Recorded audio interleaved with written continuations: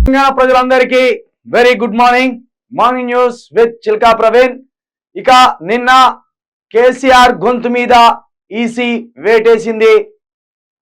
కేసీఆర్ ఏం మాట్లాడిందట అంటే, కుక్కల కొడుకులు అని కేసీఆర్ మాట్లాడిన మాటలకు అది కూడా 4 వారాల కింద కేసీఆర్ కరీంనగర్లో ఓ ప్రెస్ మీట్ సందర్భంగా కుక్కల కొడుకులు అనే మాటను తులనాడినట్టు ఈసీ దృష్టికి పోవడం వల్ల కేసీఆర్ మీద 48 గంటల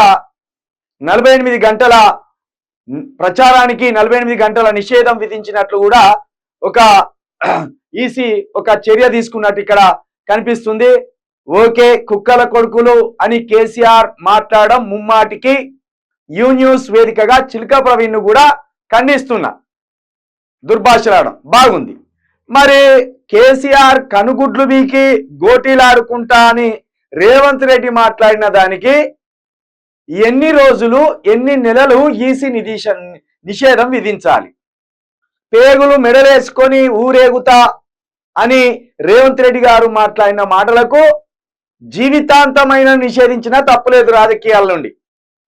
అదేవిధంగా కేసీఆర్ డ్రాయర్ ఊడబిక్కుంటా అని మాట్లాడిన మాటలకు ఈసీ ఎన్ని రోజులు నిషేధం విధించాలి? అదేవిధంగా మన బండి సంజయ్ మసీదులను దవ్వండి, శవాలు వెళితే మీకు, లింగాలు వెళితే మాకు అని మాట్లాడిన మాటకు ఆయనకు జీవితకాలం రాజకీయాల నుండి నిషేధం విధించాలి. అదే మోడీ గారు, దేశ ప్రధాని గారు ఇదే హైదరాబాద్కు వచ్చి ముస్లింలకు ఏది ఎలక్షన్ కోడ్ ఉండంగా ముస్లింలకు రిజర్వేషన్లు రద్దు చేస్తామని ఓ విద్వేషపూరితమైన వ్యాఖ్యలు చేయడం పట్ల మోదీని ఏం చేస్తారు మరి అది చెప్పాలి. అదే మాధవిలత గారు ప్రచారంలో భాగంగా మసీదును చూపెడుతూ బాణమేసి అక్కడ హిందూ సోదరులను రెచ్చగొట్టాలని, ముస్లిం సోదరులను సంపిపడేయాలా ఒక క్రూరమైన చర్యకు దిగడంపై ఈసీ ఎందుకు మౌనం దాల్చిందనే విషయాన్ని కూడా యూ న్యూస్ వేదికగా చర్చగా పెడతాను. కేసీఆర్ మేమేం సమర్థిస్తలేం.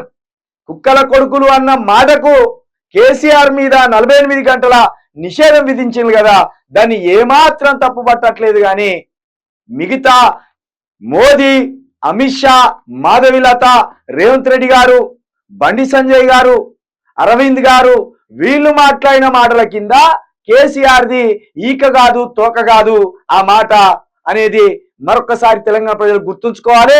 100% కేసీఆర్ కి ప్రజల్లో పెరుగుతున్న ఆదరణను చూసి పార్లమెంట్ ఎన్నికల్లో ప్రజలు కేసీఆర్ కి సరే ఎట్లయినా మనము ఓట్లేసి మళ్ళీ మద్దతు ఇవ్వాలనే ఏదైతే ప్రజాదరణ వస్తుందో, ఏదైతే ఈ బీఆర్ఎస్ వైపు ప్రజలు ఆకర్షించబడుతున్నారో, మళ్ళా ఆలోచిస్తున్నారో, వాటన్నిటికీ కళ్ళెం వేయాలంటే 48 గంటల పాటు కేసీఆర్ ని ఏదో విధంగా నిర్బంధించాలి, ఆయన గొంతు మీద వేటేయాలనే ఆలోచనతోటి కుట్రబల్లీలు.